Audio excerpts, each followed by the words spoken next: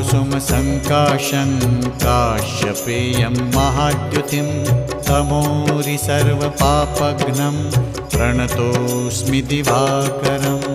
ॐ ह्रां ह्रीं ह्रौं सः सूर्याय नमः।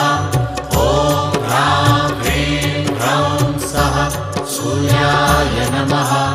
जपाकुसुमसङ्काशं काश्यपेयं महाद्युतिं तमोरि सर्वपापघ्नं प्रणतोऽस्मि दिवाकरम्।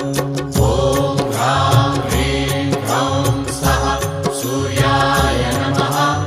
ॐ ह्रां ह्रीं ह्रौं सः सूर्याय नमः।